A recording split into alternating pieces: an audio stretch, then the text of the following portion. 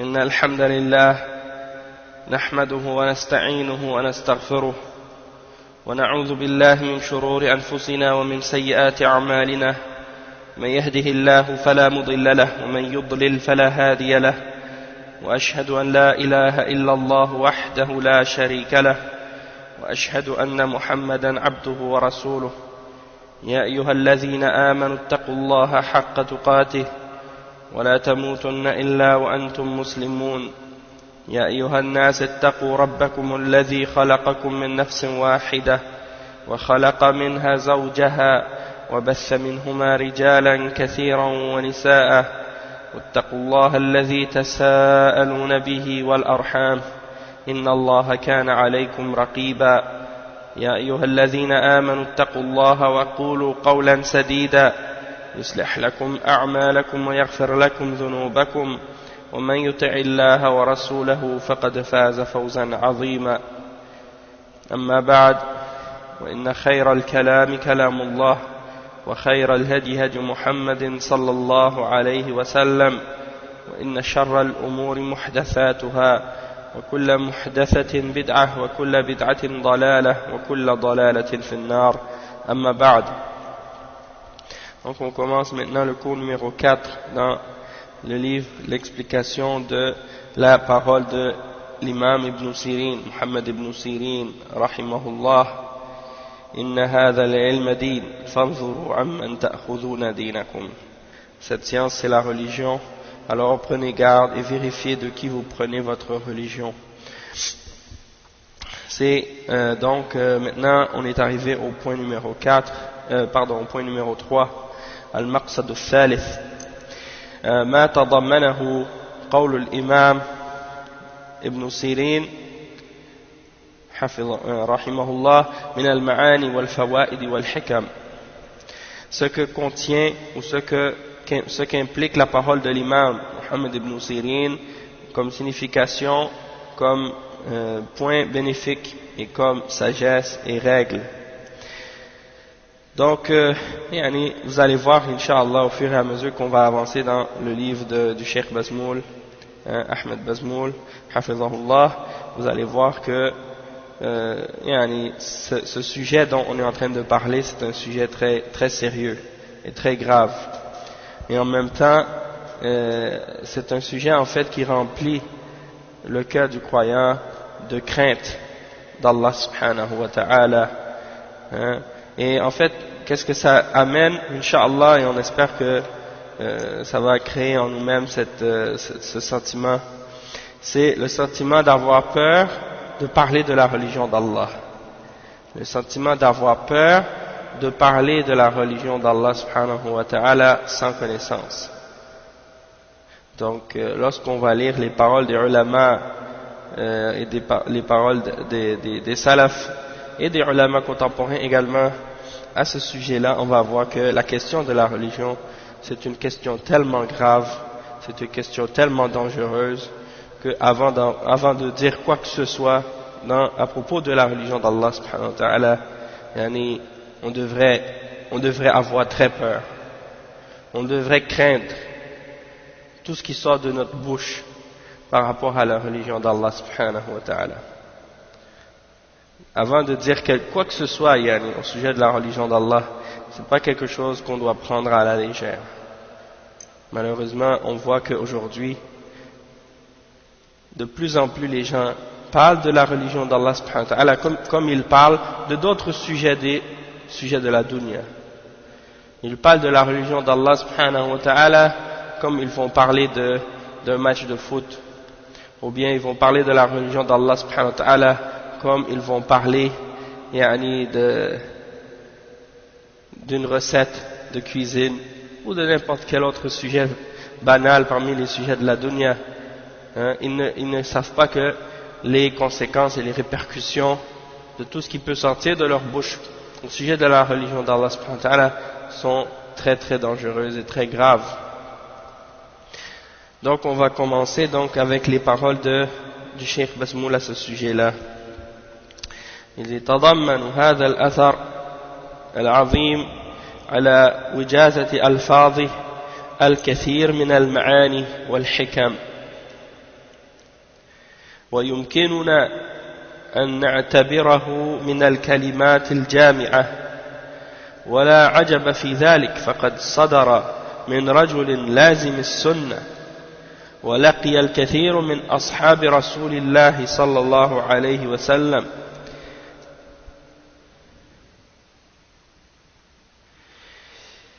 Donc le cheikh il dit que cette grande parole de l'imam Ibn Sirin, malgré le fait que c'est une parole qui est très courte et qui est constituée de peu de mots, eh bien on voit qu'elle comporte en elle-même plusieurs grandes significations et plusieurs règles également et plusieurs sagesses.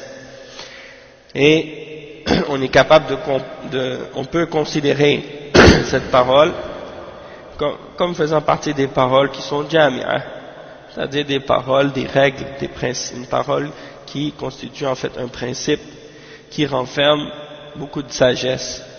Et ça c'est pas étonnant, c'est pas étonnant de concevoir une telle chose puisque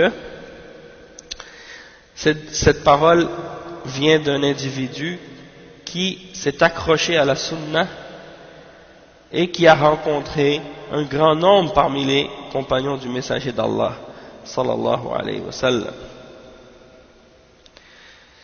فنهل من علمهم وفقههم وتربى على أيديهم. Donc ce tabi'i, ce grand imam parmi les imams des tabi'in, il a pris sa compréhension de la religion et sa science de la religion des compagnons du messager d'Allah sallallahu alayhi wa sallam, et il a été éduqué par leurs mains. Aujourd'hui, comme vous allez le voir, on va définir qu'est-ce que c'est la science, et dans la définition de la science vous allez voir que c'est beaucoup plus que de simplement mémoriser le Coran et de mémoriser des hadiths du prophète Mohammed sallallahu alayhi wa sallam.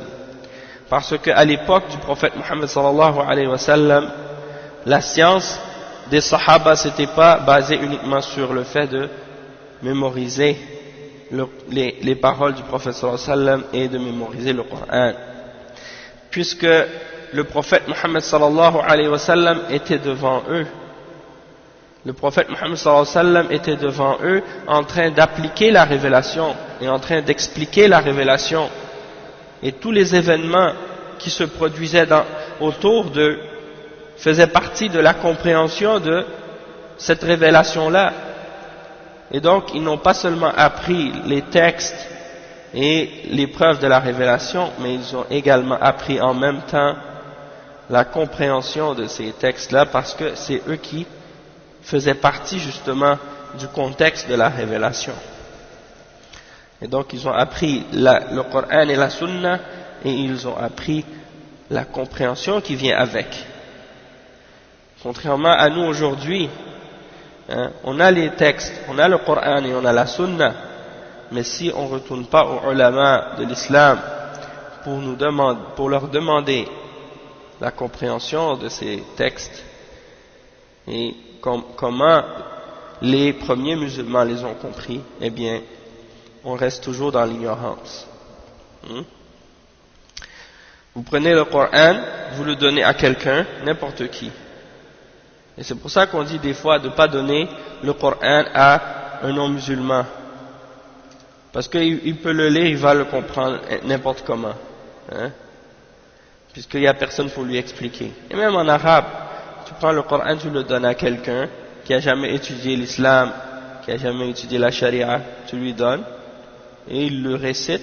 Combien de musulmans dans les mosquées, dans le Ramadan et en dehors du Ramadan, ils s'assoient pour réciter le Coran, et puis ils n'en comprennent rien. Pourquoi? Parce que c'est pas suffisant juste de lire le Coran comme ça, sans le lire et le comprendre. Et tu ne peux pas le comprendre sans retourner aux ulama qui vont te l'expliquer. Donc ça c'est un exemple. Donc le cheikh il dit ici par la suite, فمن المعاني والحكم التي تضمنها هذا الأثر تعريف العلم وبيان المقصود من العلم وحكم تعلمه. وحكم تعلمه. Donc, parmi les significations et les règles qui sont reliées à la compréhension donc de cette parole de l'imam Muhammad ibn Sirin, il y a de connaître la signification et la définition du mot ilm. Qu'est-ce que c'est al-ilm? Et l'explication et la clarification de qu'est-ce qu'on veut dire par le ilm et le verdict qui est relié à l'apprentissage de cette science. Qu'est-ce que c'est le hukm? Est-ce que c'est, quand on parle de hukm, ça veut dire est-ce que c'est wajib? Est-ce que c'est mustahab?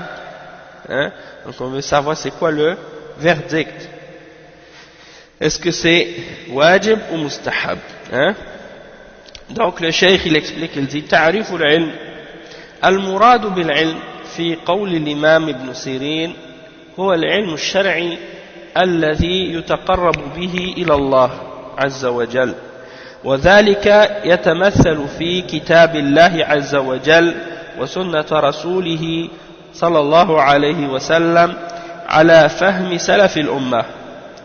Donc le cheikh il dit que la signification et la définition du ilm, qu'est-ce qu'il veut dire l'imam Ibn Sirin lorsqu'il dit al-ilm dans son inna hadha al-ilm din, qu'est-ce qu'il veut dire dans cette parole?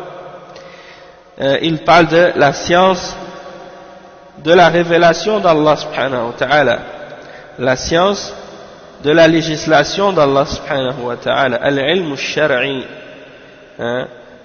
la connaissance de la sharia d'Allah, c'est-à-dire la connaissance de la sharia par laquelle on peut se rapprocher à Allah subhanahu wa ta'ala et qui est représentée dans le livre d'Allah, le Coran, et la sunna du messager sallallahu alayhi wa sallam selon la compréhension des salafs de cette ummah. Et ça c'est très important. C'est très important de rajouter la dernière partie, c'est-à-dire selon la compréhension des salafs de cette ummah. Et c'est ça ce que j'ai expliqué au tout début. Que c'est pas juste le Coran et la sunna tout seul, mais c'est le Coran et la sunna selon la compréhension des salafs de cette ummah. Sinon, vous pouvez aller dans plusieurs endroits où les gens étudient la science islamique dans le monde, et il y a diverses écoles, et puis vous allez voir que ces écoles-là, elles enseignent toutes des sciences islamiques. Pourtant, elles ne suivent pas nécessairement la compréhension des salafs de cette ummah. Et c'est ça qui fait la différence en réalité entre les différents groupes et les différentes sectes qu'ils prennent du Coran et de la Sunna. Tous ces groupes et toutes ces sectes prétendent prendre du Coran et de la Sunna, mais le problème commence à la question de la compréhension. De quelle compréhension ils utilisent pour comprendre cette révélation. Et s'ils ne prennent pas la compréhension des salafs, alors ils ne peuvent pas prendre la révélation correctement. Et c'est ça qui se passe s'ils n'ont pas pris, s'ils sont sur la aqida ash'aira ou des maturidiyya ou des mu'tazila ou des khawarij ou des murji'a ou des soufiyya, comment ils peuvent prétendre suivre la compréhension des salafs puisqu'ils suivent quelque chose que les salafs n'ont jamais suivi? Ils sont sur qu'est-ce que le prophète sallallahu alayhi wa sallam a appelé une bid'ah. Donc comment ils peuvent se référer aux salafs et comprendre l'islam selon la compréhension des salafs alors qu'ils sont sur qu'est-ce qui est contraire à l'islam? Donc ça nous fait comprendre en réalité l'importance de la compréhension. Après le cheikh il dit وقال سفيان الثوري إنما العلم كله العلم بالآثار إنما العلم كله العلم بالآثار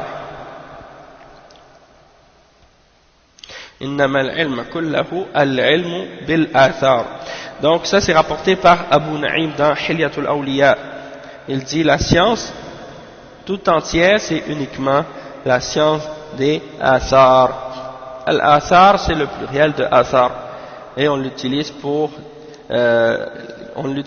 désigner les hadiths et on l'utilise également pour désigner les paroles qui sont rapportées des sahaba et des tabi'in hein. Donc on appelle ça al-athar, qu'est-ce qui a été transmis, hein. Et il dit ensuite وقال ابن عبد البر وقال ابن عبد البر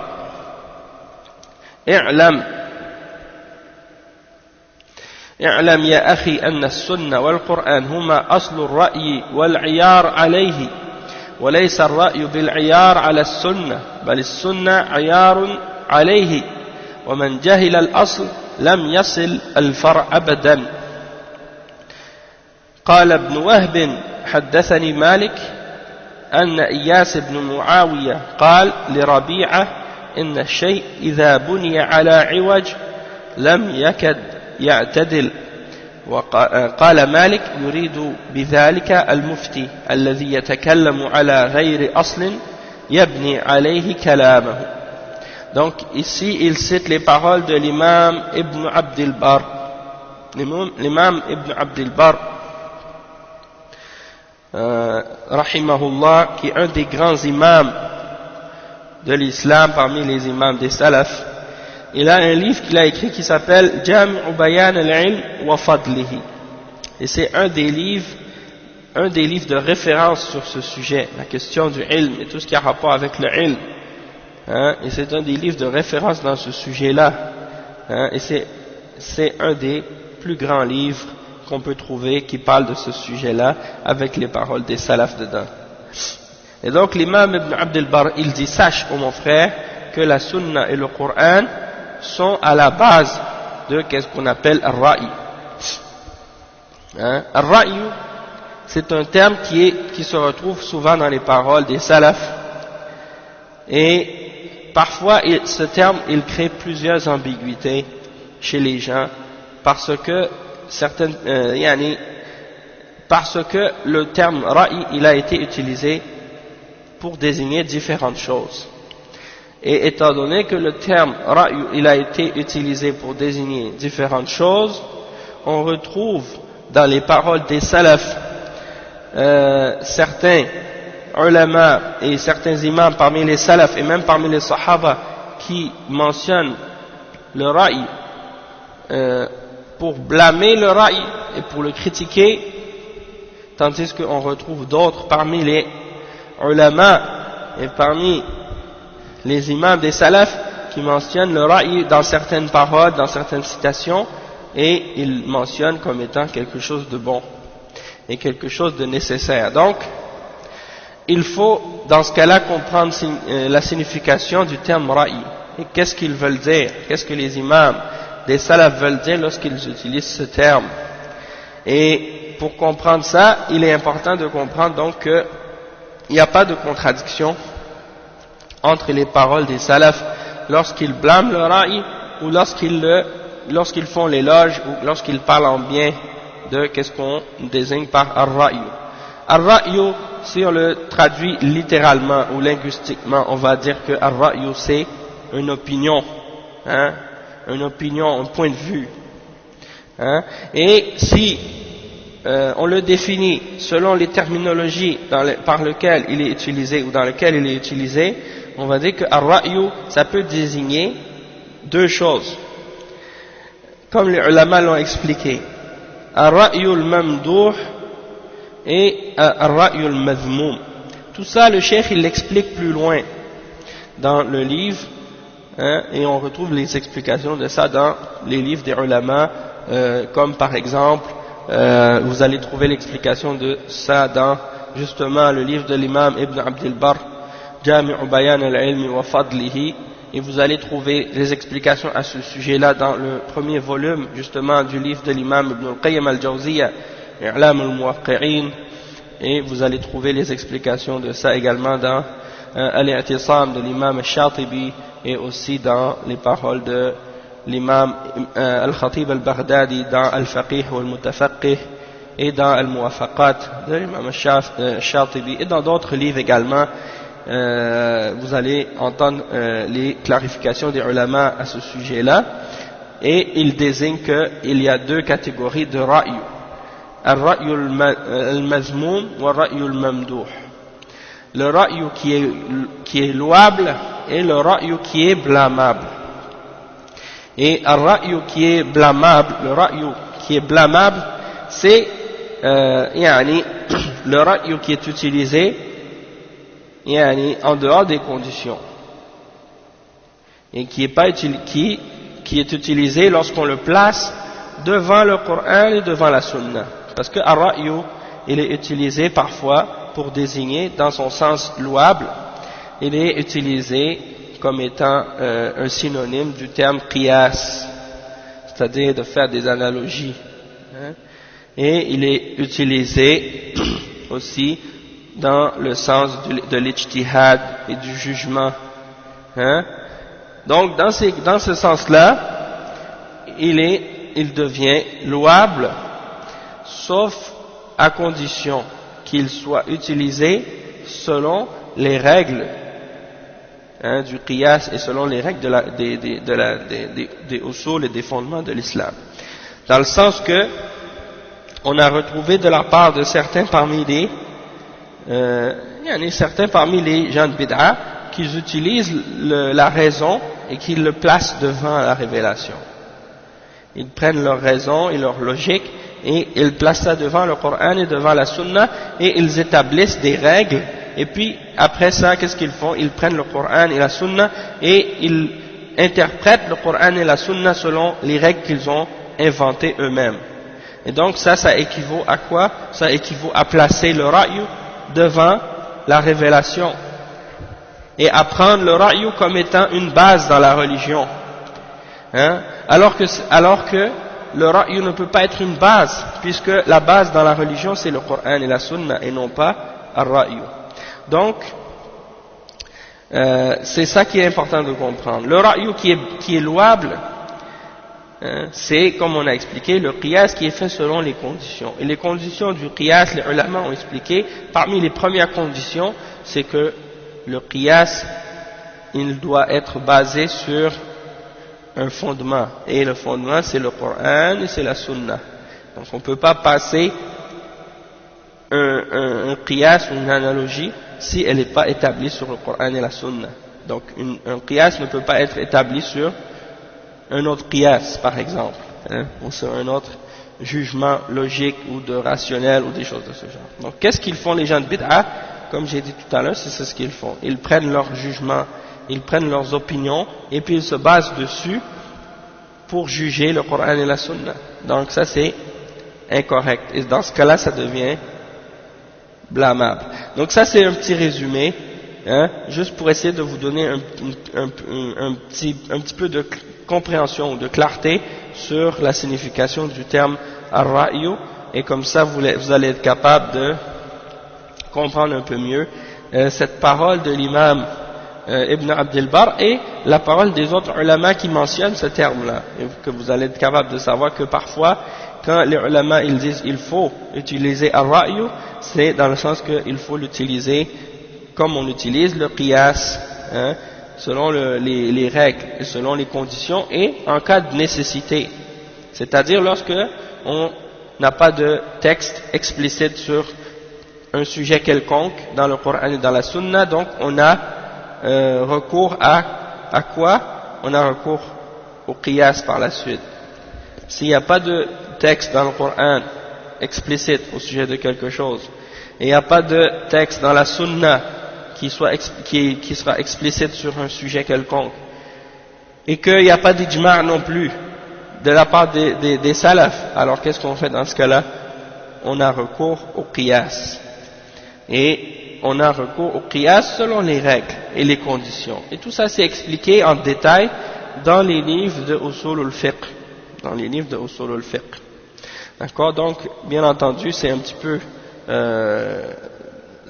peu avancé si on veut arriver à comprendre tous les détails à ce sujet-là, ou bien être capable de comprendre clairement tout ça, mais disons que c'est juste pour nous donner une petite idée, parce que pour comprendre ces choses-là, bien entendu, il faut les étudier en commençant par les principes de base et les choses les plus simples, et puis après graduellement on évolue. Donc en premier ce serait évidemment plus important de commencer par les choses les plus essentielles comme la langue arabe, puis le Coran, et ensuite, ainsi de suite. Lorsqu'on arrive à la question de Usul al-Fiqh, il y a des petits résumés qui résument les définitions et la signification des termes et les bases comme Al-Muwafaqat et d'autres livres également, mais là, pour l'instant, c'est juste un petit résumé ou une petite clarification sur le terme Ar-Ra'yu. Donc aussi, le Ra'yu, c'est utilisé pour désigner la bid'ah dans son sens blâmable. Il est utilisé pour désigner la bid'ah aussi. Et aussi, il est utilisé pour désigner les fausses déformations que les gens de Kalam utilisent ou inventent pour interpréter faussement les paroles qui ont rapport avec les attributs d'Allah subhanahu wa ta'ala. Il l'appelle ça aussi Ar-Ra'yu. Donc il y a beaucoup de significations qui peuvent être données à ce terme. Et c'est pourquoi il est important de bien le comprendre, justement, pour ne pas tomber dans l'erreur de certains qui ont utilisé le terme Ra'yu dans son sens louable, et ils l'ont appliqué dans des situations ou dans des sujets qui sont blâmables, où ils ont fait le contraire. Ils ont utilisé le terme Ra'yu, ils l'ont attribué par exemple aux Sahaba, mais ils donnent au terme Ra'yu, ils l'utilisent dans sa mauvaise signification. Et donc ils attribuent aux Sahaba quelque chose dont ils sont innocents. Donc c'est important bien de ne pas tomber dans le panneau à ce sujet-là. Donc le cheikh il dit ici, sache mon frère que la sunna et le Coran sont à la base du ra'yu, et c'est elles qui jugent le ra'yu, c'est elles qui jugent et qui sont le point de repère et la référence pour établir le ra'yu, et non pas le contraire. C'est-à-dire, c'est pas le ra'yu qui est le critère ou la référence sur la sunna. C'est la sunna qui est la référence et le critère pour juger l'opinion ou pour juger le jugement ou le qiyas ou l'ijtihad ou ainsi de suite. Et il dit, celui qui ignore la base, il ne pourra jamais la relier à une branche. Celui qui ignore la base, il ne pourra jamais la relier à une branche. Qu'est-ce qu'il veut dire par là ici? C'est par rapport au qiyas. C'est-à-dire que lorsqu'on fait un qiyas, qu'est-ce qu'on est en train de faire? On est en train de prendre deux sujets ou deux questions. Une de ces questions-là, elle a un texte clair et explicite à son sujet qui mentionne son verdict. Comme par exemple, que cette chose-là, elle est haram. Tandis qu'il y a une autre question qui s'est produite, une autre chose qui est arrivée, qui est nouvelle, et dont on ne connaît pas le verdict. Donc, qu'est-ce qu'on fait? On cherche un lien ou un rapport ou une caractéristique semblable ou une cause entre ces deux choses pour établir un verdict commun aux deux. Donc, la première chose sur laquelle il y a un verdict clair et explicite qui est tiré d'un texte du Coran et de la Sunna, ça on l'appelle en arabe al-aslu, c'est-à-dire c'est la base. Pourquoi? Parce qu'il y a un texte explicite à son sujet qui mentionne le verdict. Est-ce que c'est haram, ou est-ce que c'est wajib, ou est-ce que c'est makruh, et ainsi de suite. Il y a un texte explicite à son sujet, donc on connaît le verdict directement, puisqu'il y a une preuve directe et claire, explicite. Donc on l'appelle la base, al-aslu. Puis il y a l'autre partie, c'est celle dont on ne connaît pas le verdict, mais qui a des caractéristiques en commun avec la base. On l'appelle al-far'u, c'est-à-dire la branche. D'accord? Donc, le lien entre les deux, le lien entre la base et la branche, on l'appelle en arabe al-illa. Al-illa, c'est-à-dire la cause ou la caractéristique ou la description ou le rapport ou le lien entre les deux. D'accord? Et le verdict, eh ben, c'est de savoir est-ce que c'est wajib, est-ce que c'est mustahab, est-ce que c'est mubah, est-ce que c'est makruh ou est-ce que c'est haram. C'est les 5 règles qu'on connaît. Donc, ça c'est les 4 piliers de la définition du qiyas. Al-aslu, al-far'u, al-hukmu et al-illa. C'est les 4 terminologies qui sont les piliers du qiyas et on a besoin de les connaître et de les comprendre pour savoir la définition du qiyas, parce que si on ne connaît pas la définition de ces 4 termes, on ne peut pas arriver à comprendre le qiyas. Et donc ici, qu'est-ce qu'il est en train d'expliquer l'imam Ibn Abdel Barr? Il est en train de dire que celui qui ignore la base, il ne pourra jamais arriver à relier la branche. Pourquoi? Parce que pour faire un qiyas, si tu n'as pas la base, c'est-à-dire si tu n'as pas la preuve du Coran et de la Sunna, tu ne pourras jamais établir le lien entre la base et la branche. Puisque la base c'est la référence. Mais il y a des gens, parmi les gens qu'on appelle Ahlul Ra'i, eux justement ils établissent des verdicts en faisant des qiyas et en se basant sur une branche ou une far' et ils ne retournent pas à la base. Et donc ils basent leur religion uniquement sur des opinions, uniquement sur la raison, uniquement sur la logique, et ils ne retournent pas aux preuves et aux textes. Et ça c'est très dangereux, puisque après qu'est-ce que ça amène? Ça amène que les gens ils suivent des opinions des hommes et ils ne retournent jamais au dalil. Et ça on le retrouve souvent chez des individus qui suivent aveuglément un madhab sans jamais étudier les preuves des opinions d'un imam. En tout cas, il y a beaucoup de choses à expliquer à ce sujet-là pour arriver à comprendre. Des fois, c'est ça qui arrive quand on explique les paroles des salafs et des ulama. On tombe sur juste un mot ou quelques termes et si on n'a pas compris leur signification, eh bien, on n'arrive pas à comprendre la parole en elle-même puisqu'elle contient plusieurs termes, plusieurs terminologies qui nécessitent, pour les comprendre, un certain bagage de connaissances qui, parfois, donc, si on ne le connaît pas, on n'arrive pas à saisir qu'est-ce qui est derrière. Mais bon, qu'est-ce qu'il veut dire ici? C'est ça. Il veut dire qu'à la base, sache que c'est le Coran et la Sunna qui sont la base de tout. Si tu veux établir un jugement ou une opinion, la référence, c'est la Sunna et le Coran. Et c'est pas de te baser sur ta raison ou sur ta logique. Tu peux pas juger la Sunna en te basant sur ta logique. C'est le contraire que tu dois faire. Tu dois juger. Ton raisonnement, il doit être établi sur la Sunna. Sur la Sunna. Et celui qui ignore la base, il n'arrive pas à établir un verdict et de faire une analogie correcte. Donc une analogie, c'est ça, le qiyas c'est une analogie.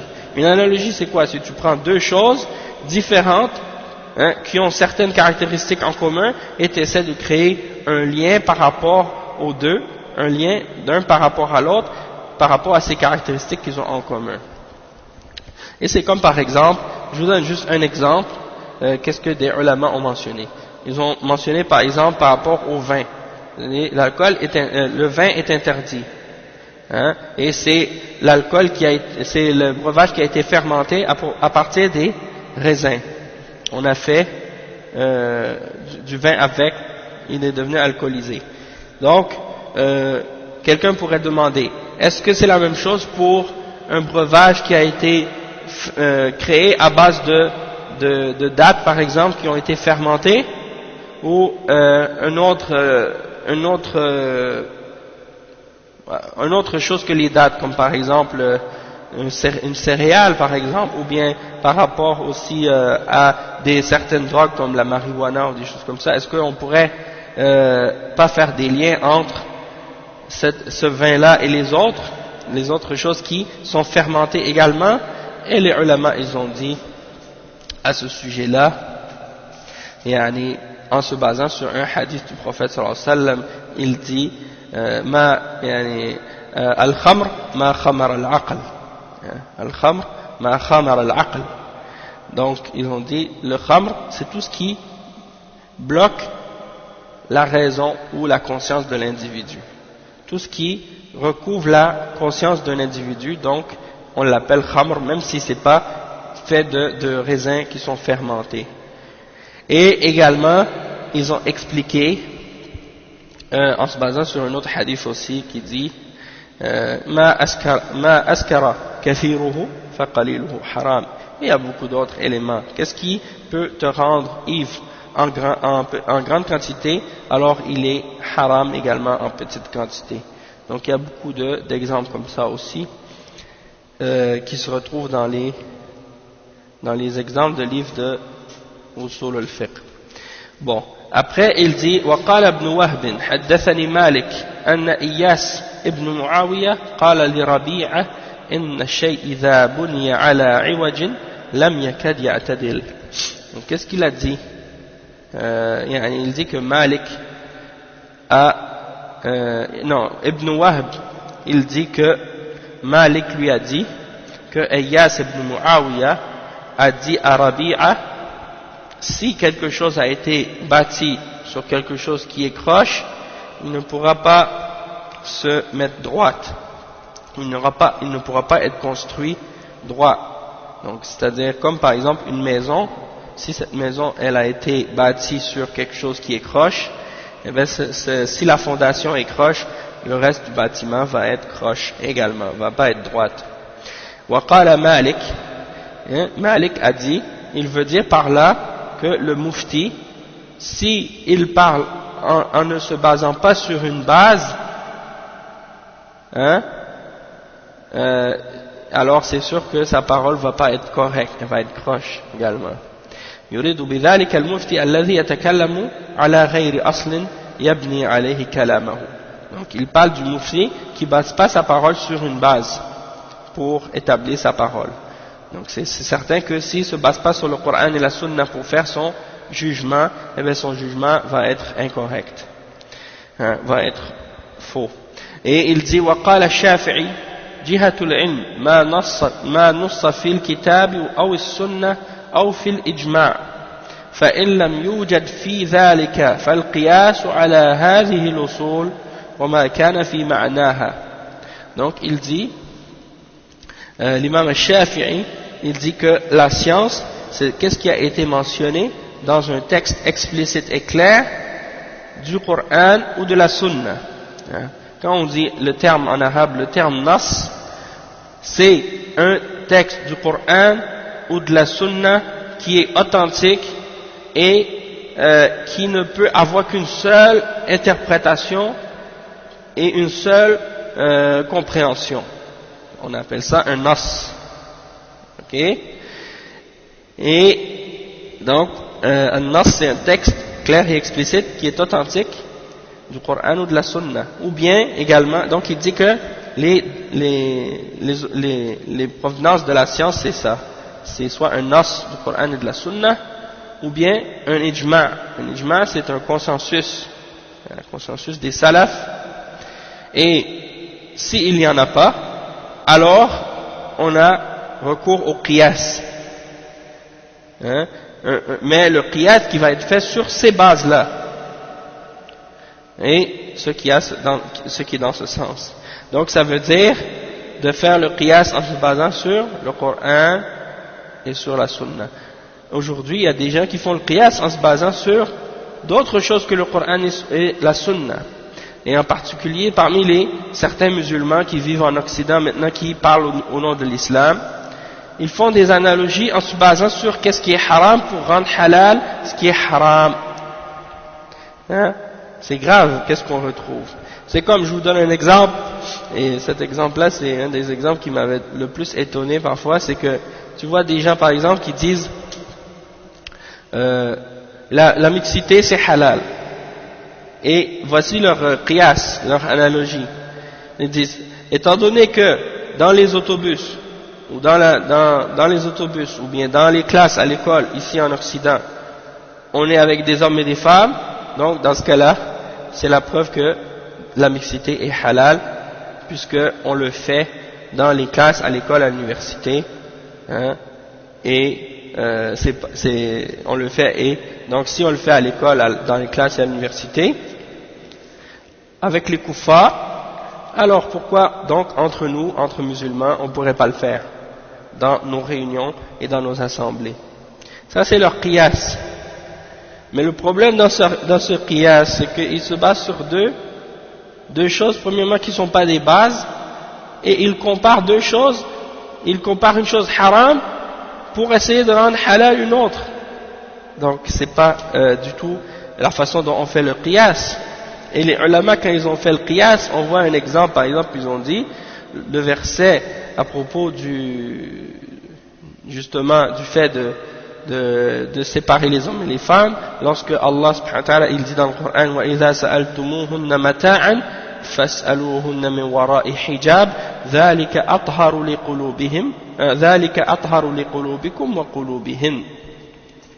Le verset il dit, et si vous leur demandez une chose quelconque, alors demandez-leur de par derrière un rideau, de par derrière un hijab.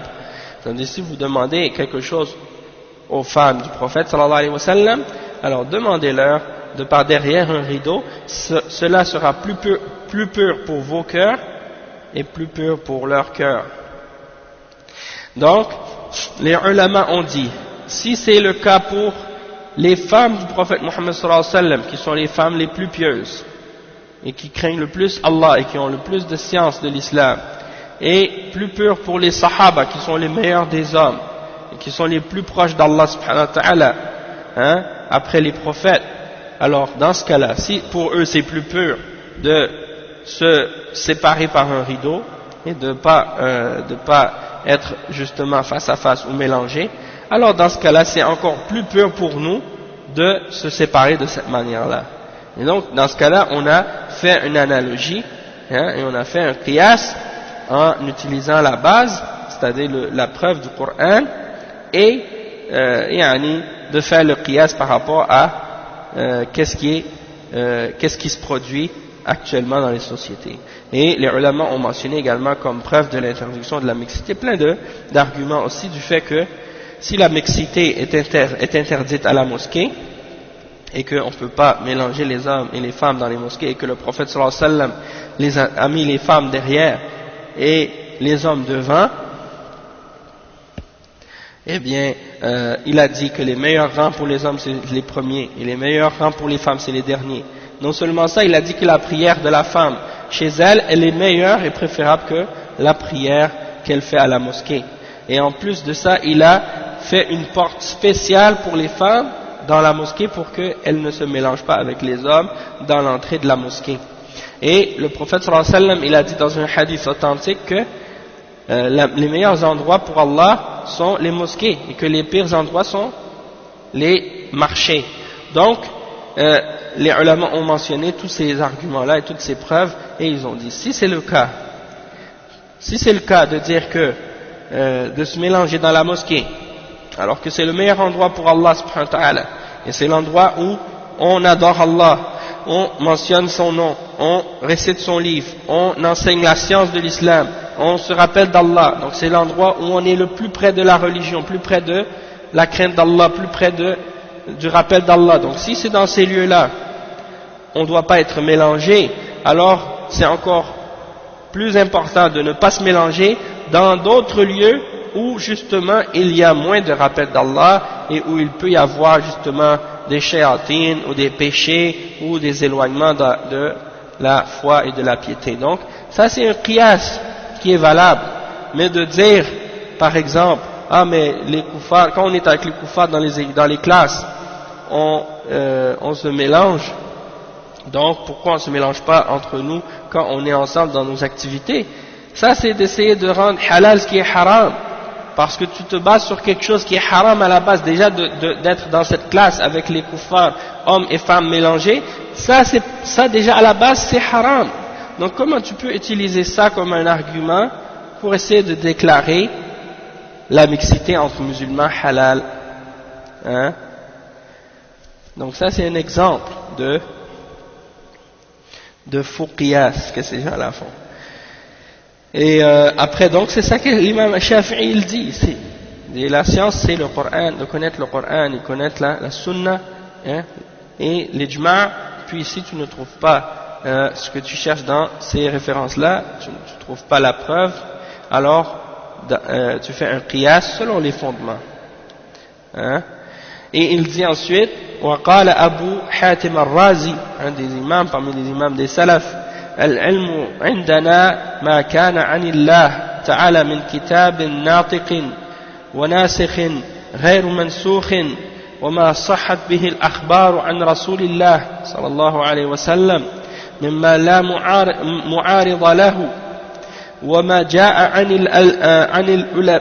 عن العلماء من الصحابة وما اتفقوا عليه فإذا اختلفوا لم يخرج من اختلافهم فإذا خفي ذلك لم يفهم فإذا خفي ذلك ولم يفهم فعن التابعين فإذا لم يوجد عن التابعين فعن أئمة الهدى من أتباعهم.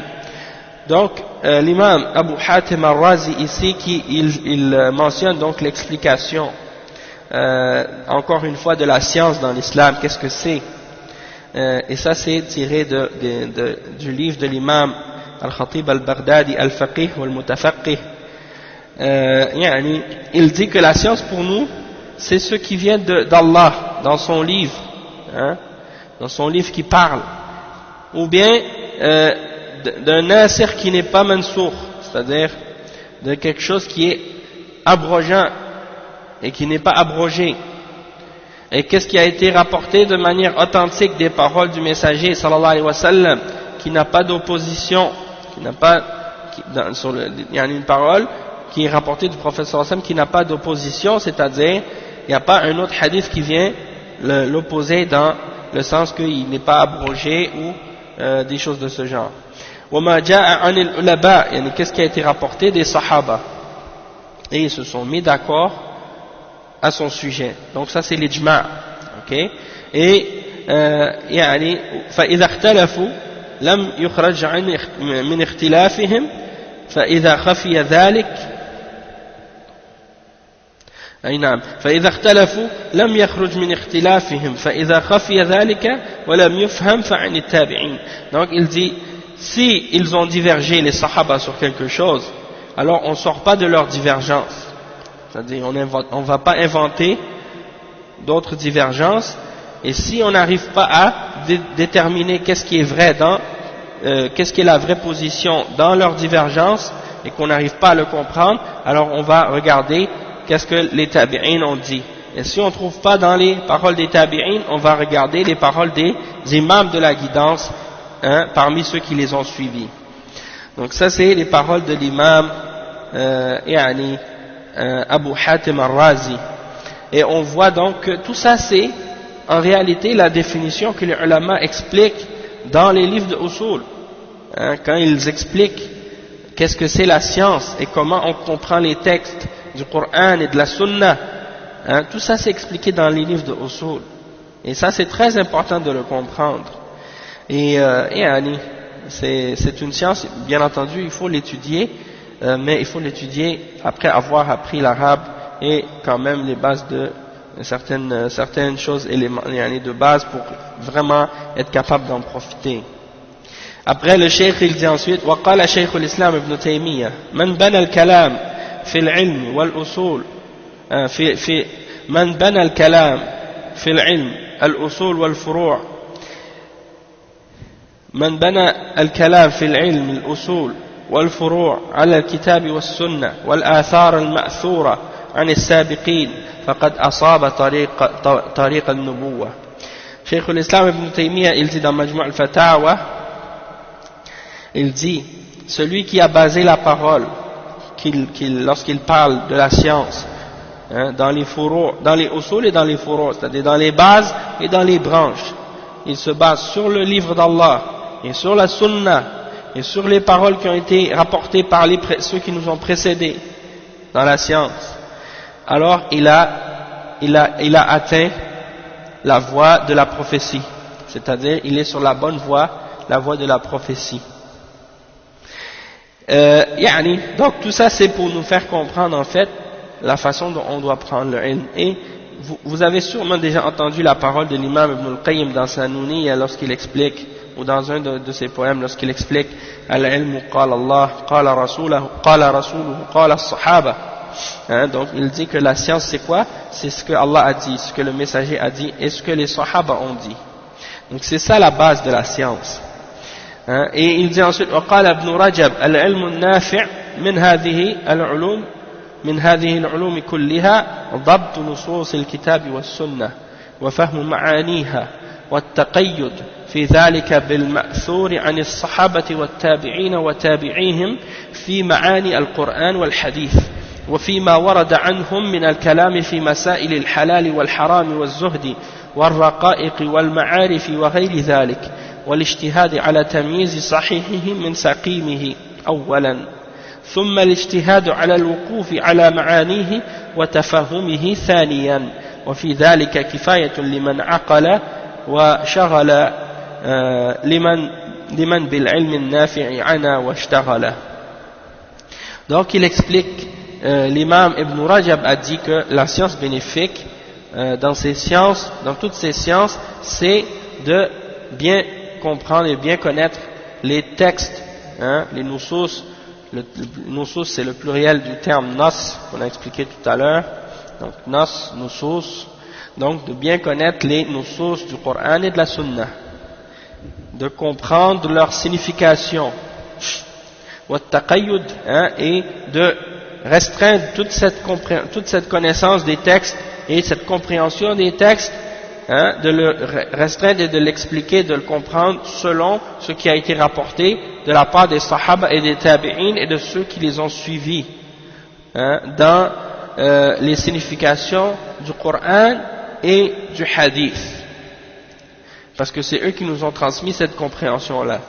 وفيما ورد عنهم من الكلام في مسائل الحلال والحرام, et ce qui a été transmis de leur part dans les paroles qui sont reliées aux questions de halal et de haram, de zuhd et de raqa'iq et de al-ma'arif.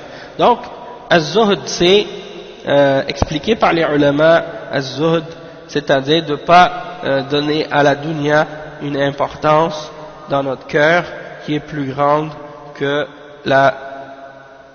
l'akhirah.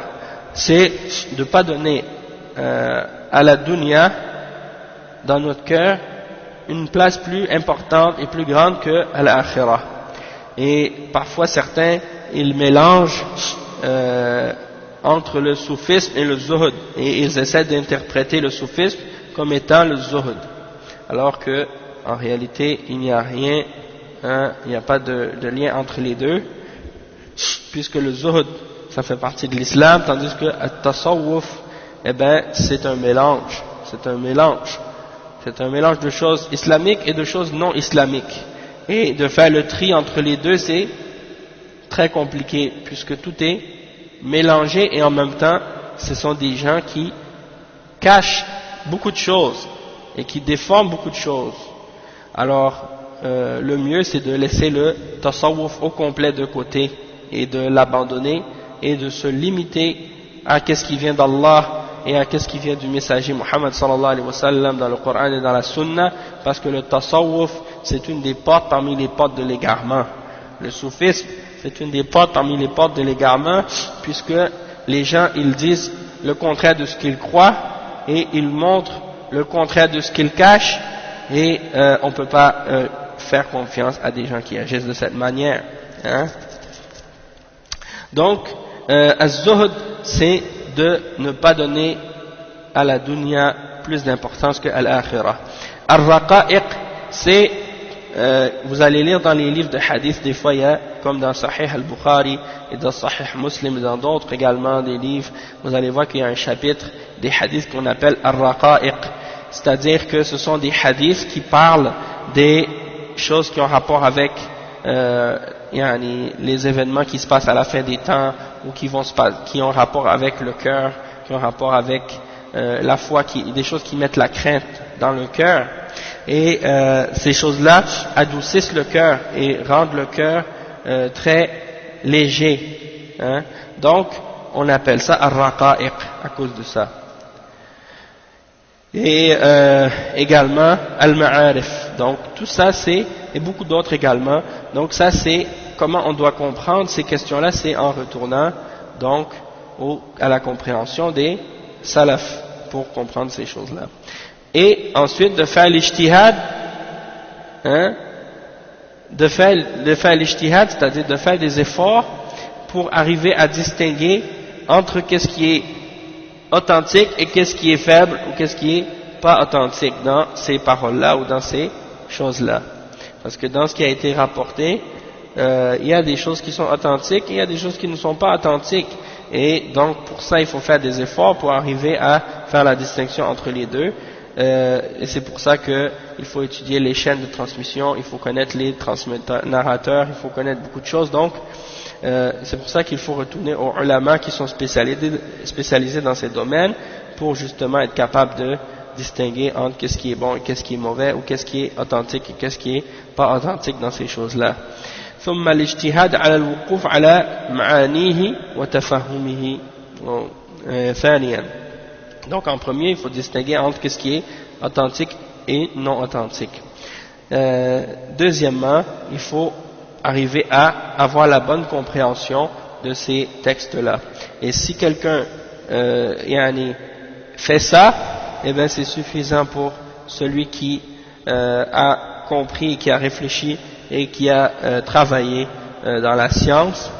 S'il cherche la science bénéfique, eh bien il aura suffisamment de travail juste à faire cette chose-là à la base.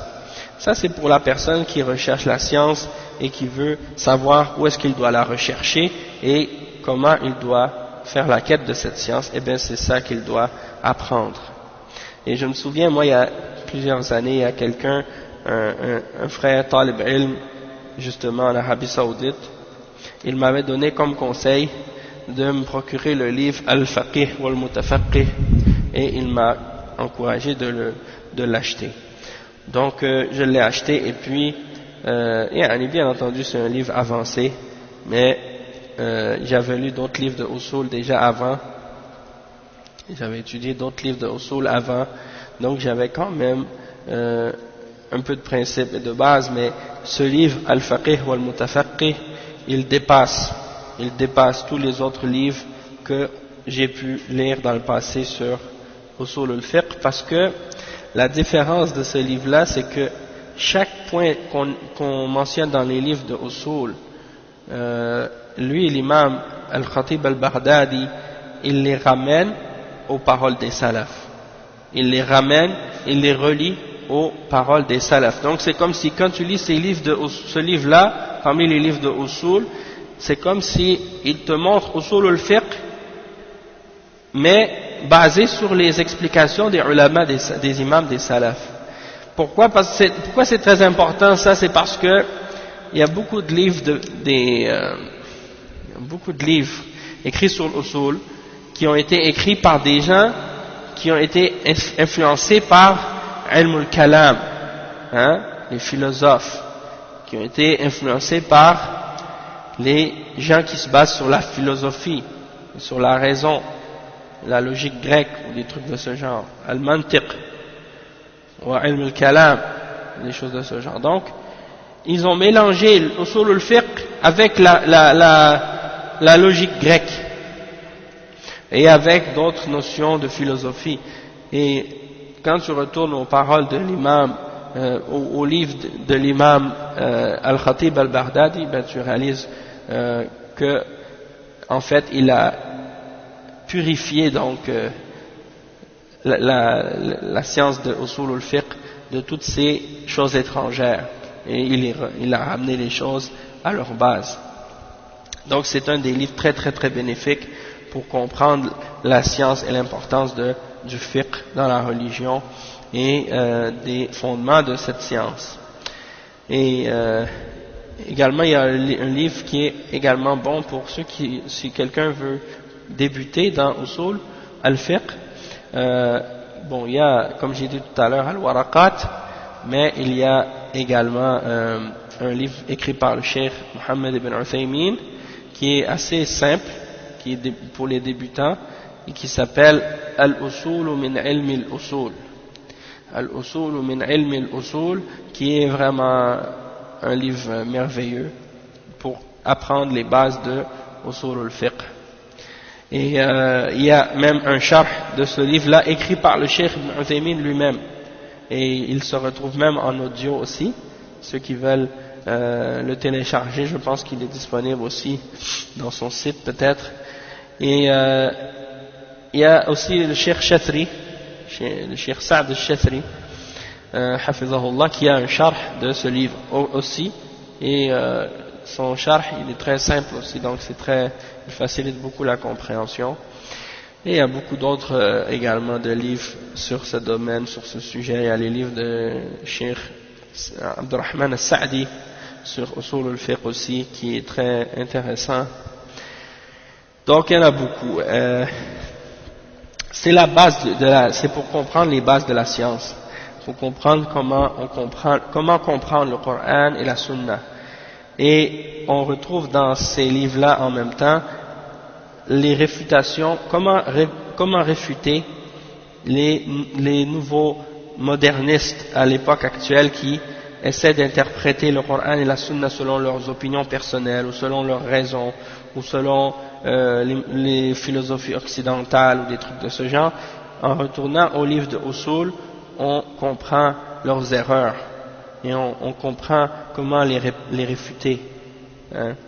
Il y a plein de choses à dire là-dessus, mais Inch'Allah, au fur et à mesure, on en rajoutera, Inch'Allah. Le Cheikh il dit وسبب ذلك أن هذا العلم النافع يدل على أمرين. Ça, c'est encore les paroles de l'imam Ibn Rajab dans son livre Fadlu ilm al-salaf ala ilm al-khalaf, l'excellence de la science des salaf sur la science des khalaf, c'est-à-dire la science des salaf et son mérite ou son excellence par-dessus, ou qui est meilleure que la science des khalaf. Il a écrit ce livre-là justement pour montrer aux gens que même si les khalaf ils ont beaucoup de livres, beaucoup de paroles, beaucoup de kalam, mais les salaf eux avaient peu de kalam, mais avaient peu de paroles, mais c'était très bénéfique, hein, parce qu'ils étaient basés sur des bases, tandis que les khalaf eux ils parlent beaucoup, mais il y a très peu de bien dans qu'est-ce qu'ils ont ramené comme parole. Il dit, donc pour expliquer qu'est-ce qu'il a expliqué comme étant les bases de la science, il dit ensuite وسبب ذلك أن هذا العلم النافع يدل على أمرين أحدهما على معرفة الله وما يستحقه من الأسماء الحسنى والصفات العلى والأفعال الباهرة، وذلك يستلزم إجلاله وإعظامه وخشيته ومباهته ومحبته ورجاءه والتوكل عليه والرضا بقضائه والصبر على بلائه. والأمر الثاني المعرفة بما يحبه ويرضاه وما يكرهه ويسخطه من الاعتقادات والأعمال الظاهرة والباطنة والأقوال، فيوجب ذلك لمن علمه المسارعة إلى ما فيه محبة الله ورضاه والتباعد عما يكرهه ويسخطه. فإذا أثمر العلم لصاحبه هذا فهو علم نافع. Subhanallah. Donc le cheikh il dit que, donc pour savoir les causes de pourquoi cette science là elle est bénéfique, hein, ça c'est indiqué par deux choses. C'est que premièrement c'est la connaissance d'Allah subhanahu wa ta'ala et de ce qu'il mérite comme nom, comme beau nom et comme grands attributs et autres attributs et comme actions, les actions qu'il fait qui sont des actions merveilleuses. hein. Et donc tout ça, ça implique qu'on doit l'exalter et le respecter et le craindre, hein, et avoir du respect pour Allah subhanahu wa ta'ala et de l'amour pour lui et de l'espoir en lui et de mettre notre confiance en lui et d'être satisfait de son décret et d'être patient et d'endurer les épreuves qu'il nous met sur notre chemin. Donc ça c'est la première chose, c'est que cette connaissance-là, c'est la connaissance de ces choses-là. Et deuxièmement, également, la connaissance de ce qu'il aime et de ce qu'il n'aime pas. Hein? La connaissance de ce qu'il aime et de ce qu'il agrée et de ce qu'il déteste et de ce qui le met en colère parmi les croyances et les actions qui sont faites extérieurement ou qui sont cachées, ou des paroles qui sont dites extérieurement ou qui sont cachées, qui sont à l'intérieur. Donc tout ça c'est les fruits de cette connaissance. Donc en fait les deux bases par rapport à cette science, pourquoi elle est bénéfique? Pour deux raisons. Premièrement, c'est la connaissance d'Allah et de tout ce qu'il mérite comme nom et attribut, c'est-à-dire de connaître Allah lui-même. Ça c'est la base. Puis ensuite, tout ce qui a rapport avec les autres choses qu'on apprend de la religion, de règles et d'obligations et d'interdictions, c'est relié à ce que Allah aime et ce qu'il n'aime pas, à ce qu'il agrée et ce qu'il le met en colère, parmi les croyances qu'il nous a ordonné de suivre et celles qu'il nous a interdit d'avoir, et les actions qu'il nous ordonne ou qu'il nous a recommandé de faire ou qu'il nous a interdit ou qu'il nous a déconseillé de faire, ou les paroles également. Donc le cheikh il dit que tout ça, ça fait en sorte que la personne qui a acquis cette science, il va se précipiter et il va se dépêcher à faire tout ce qui amène l'amour d'Allah et tout ce qui amène l'agrément d'Allah, et il va s'éloigner de ce qui met Allah subhanahu wa ta'ala en colère et ce que Allah déteste. Et lorsque cette science a produit ces fruits-là dans le cœur de la personne qui possède cette science, alors on peut dire au sujet de cette science-là qu'elle est bénéfique. Et le cas contraire, on peut dire que c'est une science nuisible. Si cette science-là, elle n'est pas une preuve pour toi, elle sera une preuve contre toi. Et toute autre science qui n'amène pas ces choses-là, alors ce n'est pas considéré une science bénéfique. Donc, c'est pas juste d'apprendre la religion comme étant des connaissances et des choses théoriques, parce que même des kuffars, comme on dit, ils font des doctorats maintenant en islam. Des kuffars, ils étudient dans les universités et ils font des doctorats, ils font des maîtrises sur l'islam et sur la religion, mais on voit que ces deux conditions-là ne sont pas respectées chez eux et que ça ne produit pas les fruits dont on a parlé. Alors dans ce cas-là, pour eux, c'est pas une science bénéfique, hein, et ce sera une preuve contre eux au jour de la résurrection. Le Cheikh dit وقال الشيخ ابن عثيمين العلم الشرعي والمراد به علم ما أنزل الله على رسوله من البينات والهدى. Dans son livre Al-Ilm, il dit que la science de la sharia, al-ilm al-shar'i, qu'est-ce qu'on veut dire par cette science? C'est la science de ce que Allah a révélé sur son messager parmi les preuves claires et parmi la guidance. Et il dit ensuite wal maqsoud min al-ilm, c'est quoi le but de cette science? C'est quoi le but, l'objectif de cette science? C'est quoi? Ça c'est le deuxième point que le cheikh explique. Le cheikh Bazmoul il mentionne donc c'est quoi l'objectif d'apprendre cette science?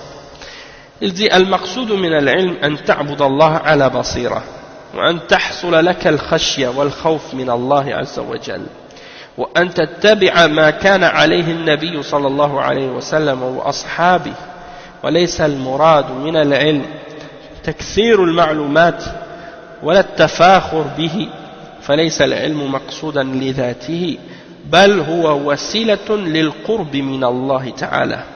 قال ابن مسعود قال عبد الله بن مسعود ليس العلم بكثرة الرواية ولكن العلم خشية الله. Qu'est-ce qu'il dit? Le cheikh il dit le but, l'objectif de la science, c'est d'arriver à adorer Allah avec connaissance et compréhension, avec basira, et d'arriver à obtenir la crainte d'Allah subhanahu wa ta'ala, et de suivre dans cette crainte ce qui a été ramené par le prophète Mohammed sallallahu alayhi wa sallam et ses compagnons. Donc le cheikh il dit la connaissance dont on parle, c'est pas la science uniquement dans le but d'augmenter juste le niveau d'information ou de connaissance que tu possèdes, de dire je possède beaucoup de science et de te vanter de ça. Parce que le cheikh dit parce que la science elle n'est pas un objectif en elle-même. La science elle n'est pas un objectif en elle-même, c'est-à-dire que tu n'apprends pas la science pour la science. Tu n'apprends pas la science pour dire j'ai de la science ou je veux plus de science. Tu apprends la science parce que c'est un moyen pour te rapprocher d'Allah subhanahu wa ta'ala. Donc ton objectif c'est pas la science, ton objectif c'est te rapprocher d'Allah. Et la science c'est un moyen pour arriver à cet objectif. Donc il faut pas se tromper et prendre la science comme étant le but ultime en lui-même, de dire le but c'est d'acquérir le plus de connaissances. Hein, ça c'est une erreur.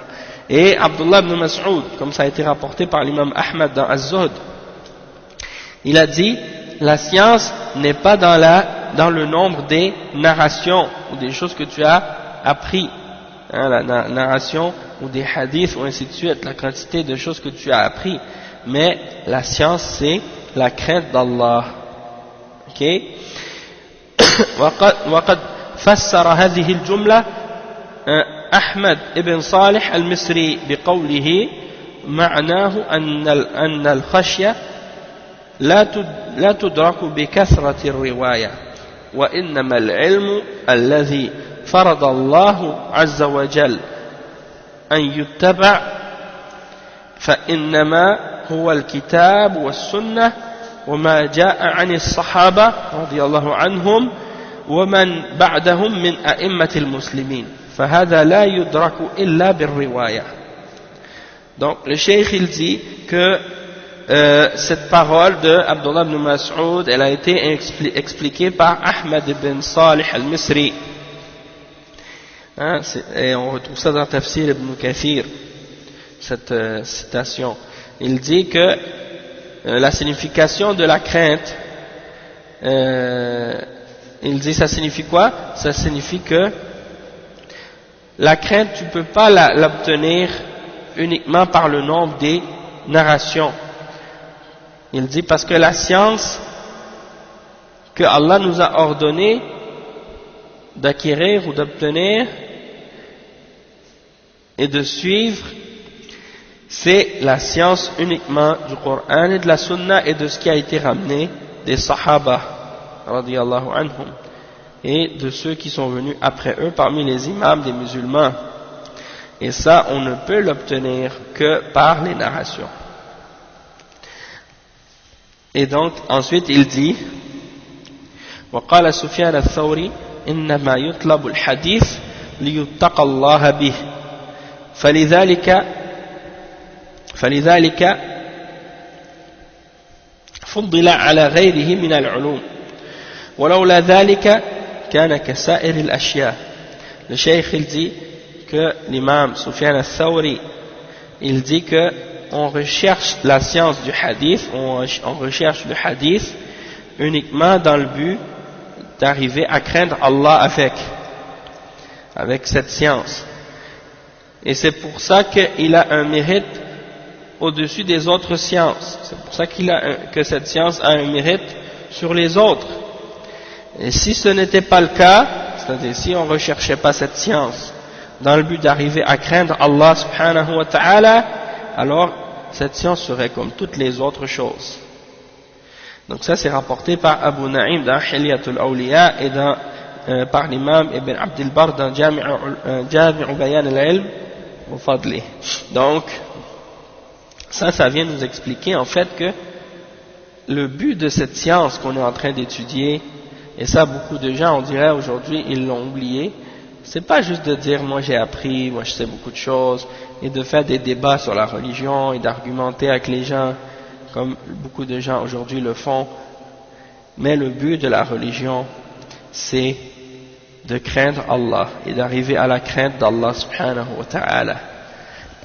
Ensuite le cheikh il dit وقال قوام السنة ليس العلم بكثرة الرواية وإنما هو الاتباع والاستعمال يقتدى بالصحابة أو يقتدي بالصحابة والتابعين وإن كان قليل العلم ومن خالف الصحابة والتابعين فهو ضال وإن كان كثير العلم. Donc l'imam Qawam al-Sunnah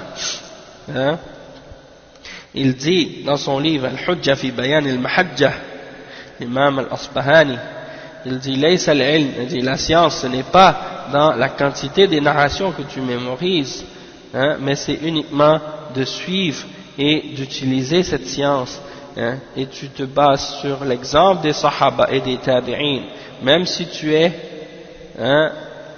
as peu de science, tandis que celui qui a contredit les sahaba et les tabi'in, alors c'est un égaré, même s'il a beaucoup de science,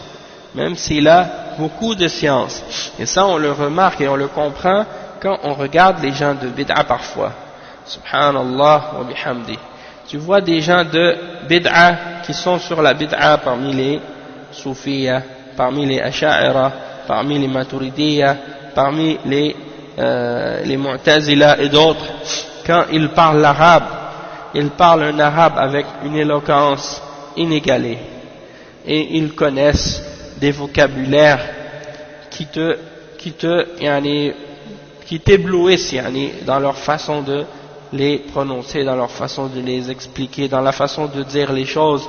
Ils sont vraiment des maîtres dans la parole et ils maîtrisent de nombreuses sciences, et parfois ils mémorisent le Coran et ils mémorisent la Sunna, et parfois ils connaissent même la science du hadith et ils mémorisent l'isnad, et ils connaissent beaucoup de choses dans la science, et tu les entends mentionner ces choses-là et tu réalises par la suite qu'ils sont sur la bid'a et qu'ils contredisent la voix des sahaba et des tabi'in. Alors c'est là que tu comprends que la science ce n'est pas uniquement la quantité des riwayat, mais c'est uniquement comme Qawam al-Sunnah il le dit, de suivre l'exemple des sahaba et des tabi'in. Même si tu as peu de science, c'est mieux d'avoir peu de science mais de suivre la voie des sahaba et des tabi'in et des salaf, que d'avoir beaucoup de science mais tu es sur autre que la voie des sahaba et des tabi'in, et donc tu es un égaré. Même moi ou n'importe quel parmi les frères qui font des durous, qui parlent en français ou des durous comme ça, si on arrive devant certains parmi les gens de bid'a qui sont très forts en langue arabe ou en d'autres domaines de la science, c'est certain qu'ils nous dépassent. Peut-être même nous on lit certaines phrases ou certaines paroles ou citations, on a de la difficulté à par exemple appliquer toutes les règles de grammaire correctement. Parfois on peut faire des erreurs, ça peut arriver à tout le monde, mais eux ils la lisent comme si ils vont lire sans erreur, et ils sont très très forts et éloquents dans la science, dans l'arabe, dans beaucoup d'autres domaines, mais malheureusement pour eux ils n'ont pas été guidés, ils n'ont pas eu le tawfiq de comprendre la voie des sahaba, de comprendre la sunna et la réalité de cette science. Donc le cheikh il dit, qu'est-ce qu'il dit ici l'imam Qawam al-Sunnah, ça c'est vraiment important. Après il dit وَالْمُرَادُ بِالْخَشْيَةِ الْمَوْرُوثَ عَنِ الْعِلْمِ بِشَرْعِ اللَّهِ وَأَحْكَامِهِ لا الخشية الموروثة من مجرد الخوف كخشية بعض الصالحين العباد ولذلك أثنى الله على العلماء بقوله إنما يخشى الله من عباده العلماء. قال الذهبي العلم ليس هو بكثرة الرواية ولكنه نور يقذفه الله في القلب وشرطه الاتباع والفرار من الهوى والابتداع وفقنا الله وإياكم لطاعته. Donc, comme je disais tout à l'heure, il y a des gens, vous allez les voir, c'est pour ça, les ulama, ils font la distinction entre les gens qui sont sur, les gens, parmi les gens qui ont étudié le hadith et qui ont mémorisé le hadith et les isnad et les narrateurs et ils connaissent bien tout ce qui a rapport avec la science du hadith et les gens qui sont sur la sunna. Hein, parce qu'il y a des muhaddithin qui sont parmi les gens de bid'ah. Donc ça ne veut pas dire nécessairement que quelqu'un est un muhaddith, qu'il est nécessairement sur la voie de Ahlul Hadith. Puisque si quelqu'un a étudié le hadith mais qui n'est pas sur la sunna, hein, et qui n'est pas sur la compréhension de Ahlul Sunna et la voie des salafs, alors dans ce cas-là il ne fait pas partie des gens qui sont sur la bonne guidance. Même s'il a étudié la science du hadith. Hein? Donc c'est pas juste d'étudier la science du hadith, mais c'est d'être sur la sunna. Et ici il dit, Cheikh Bazmoul il dit, le fait de craindre, quand on parle de la crainte, on a parlé de tout à l'heure que la science c'est de craindre Allah. La science, quand on dit que c'est de craindre Allah, c'est pas uniquement la crainte qui est héritée du fait de dire j'ai peur d'Allah. Hein, c'est juste ta peur comme ça. Comme certains parmi les soufis ou bien certains adorateurs, certains pieux, ils ont peur d'Allah mais ils n'ont pas d'ilm. Donc ils ne craignent pas Allah de la bonne façon. Donc le cheikh il dit qu'est-ce qu'on veut dire par la science, qu'est-ce qu'on veut dire par la crainte? C'est la crainte qui est inspirée ou qui vient du fait que on a la connaissance de la révélation d'Allah et des règles d'Allah subhanahu wa ta'ala. Donc c'est pas une crainte qui vient juste parce qu'on a peur de quelque chose, comme on a par exemple certains qui ont peur d'Allah parmi les salihin et les ubbad, mais qui ne basent pas cette crainte-là sur une connaissance et sur une science. Et c'est pour ça que Allah subhanahu wa ta'ala a fait l'éloge des ulama en disant innama yakhshallaha min ibadihi al-ulama. C'est uniquement les ulama parmi les serviteurs d'Allah qui le craignent réellement. Hein? Puisque si tu n'as pas d'ilm et que tu dis que tu as peur d'Allah, alors tu le crains pas correctement. Hein? Et c'est comme il y a des jeunes des fois, quand tu leur parles, tu dis quoi, t'as peur? Ils disent non, moi j'ai peur de personne, j'ai seulement peur d'Allah. Et tu les vois qu'ils désobéissent à Allah, ils font pas la salat, ils font pas les obligations. Hein? En voulant dire, qu'est-ce qu'il veut dire? Il veut dire j'ai pas peur de toi ou j'ai pas peur de quelqu'un par rapport à la dunya. Mais de dire je n'ai peur que d'Allah, c'est un mensonge. Puisque si tu avais peur d'Allah, tu serais le premier à faire ce qu'il t'ordonne de faire. Et en commençant par qu'est-ce qu'il nous ordonne de faire, comme par exemple le tawhid et d'établir les piliers de l'islam comme la salat et les autres. قال الذهبي قال الإمام الذهبي العلم ليس هو بكثرة الرواية. Donc la science c'est pas uniquement de mémoriser ou de connaître beaucoup de narrations ou de hadiths, mais c'est une lumière que Allah jette dans le cœur et la condition de cette science c'est de suivre et de s'éloigner de la passion et de la bid'ah et de l'innovation. Donc c'est de suivre, c'est-à-dire de suivre la sunna et de suivre les salafs et de s'enfuir de la passion et des innovations et de l'ibtida'. Hein? Et il dit وَفَّقَنَا اللَّهُ وَإِيَّاكُمْ لِطَاعَتِهِ, qu'Allah nous donne le succès vers son obéissance. Et il termine donc ce point-là avec les paroles de Cheikh Salih Al-Fawzan. Il dit قال الشيخ صالح الفوزان العلم ليس مقصودا وإنما يقصد من أجل العمل لأنه وسيلة إلى العمل وخشية الله هو المقصود بالعلم. Donc il dit, Cheikh Al-Fawzan, il dit la science, elle n'est pas un objectif en elle-même. Qu'est-ce qui est l'objectif? C'est l'action, l'application. Et la science, c'est un moyen vers l'action et vers la crainte d'Allah. Et c'est ça l'objectif dans la science. La science, donc, c'est le moyen par lequel on va être capable d'arriver à craindre Allah. Et c'est le moyen par lequel on va être capable d'appliquer cette crainte et d'appliquer les ordres d'Allah subhanahu wa ta'ala correctement. Donc c'est de l'appliquer et ensuite de l'appliquer correctement. Et pour faire ça, il faut de la science, on n'a pas le choix. Hein? Donc ça c'est les points importants à ce sujet-là. On va s'arrêter ici pour aujourd'hui, Inch'Allah, puis on continuera donc dans les cours précédents. Et que Allah subhanahu wa ta'ala nous facilite et qu'il accepte nos efforts, nos petits efforts. Allah al-musta'an.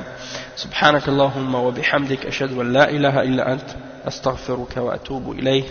Barakallahu fikum wa jazakumullahu khairan. Wassalamu alaykum wa rahmatullahi wa barakatuh.